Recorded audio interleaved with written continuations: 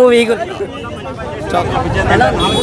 Super cinema అయితే ఇప్పుడు మనం ఒక కొండ మీదకి వెళ్ళి చూసే ప్రతి వ్యూ ఎలా ఉంటుందో రవితేజ గారిని చూసినప్పుడు అలా అనిపించింది. డౌట్ లేదు. అన్నీ ఎలా ఉన్నాయి రవితేజ? యాక్షన్ ఏం చూసుకోవాల్సిన లేదు భయ్యా. ఫస్ట్ హాఫ్ నుంచి లాస్ట్ ఇంకా ఆఖరికి స్కోరింగ్ పడుతున్నప్పుడు కూడా యాక్షన్ సీక్వెన్స్ చూపిస్తూనే ఉన్నారు. యాక్షన్ సీక్వెన్స్ అంటే చూసేవాళ్ళు నచ్చేవాళ్ళు ఉంటే ఎందుకన్నా బెస్ట్ ఫిల్మ్ ఉండదు. బోరింగ్ సినిమా ఒక బోరింగ్ అనిపిస్తే ఇంక సినిమా చూడడం రానట్టే. స్టోరీ టెల్లింగ్ లవ్ స్టోరీ ఉంది. లవ్ స్టోరీ చాలా కొత్తగా ఉంది. అంటే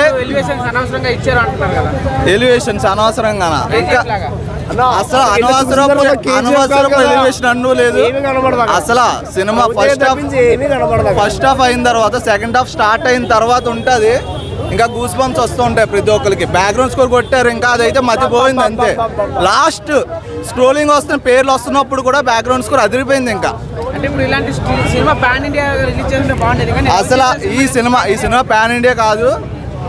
పండగకి రిలీజ్ అయి ఉంటే మొత్తం థియేటర్లు అన్ని మిగతా వేరే సినిమాలన్నీ ఖాళీ. ఇంకా ఏమి లేదు. ఇంకా ఏగలు కావాలని మొత్తం అందరూ కలిపి ఆపినట్టు ఉంది అంతే. పండగకి రిలీజ్ అవ్వకుండా అటర్ ఫ్లాప్ అన్నారా? ఎవరు నేను రవితేజ ఫ్యాన్ కాదు, కానీ నేను ఉదయం వచ్చే స్పెషల్ షో కోసం అదిరిపోయిన సినిమా అయితే నిజంగా నెక్స్ట్ లెవెల్ ఉంది. ఫ్యామిలీ బ్రహ్మాండంగా చూడొచ్చు. ఎలాంటి అందరికి నచ్చే సినిమా.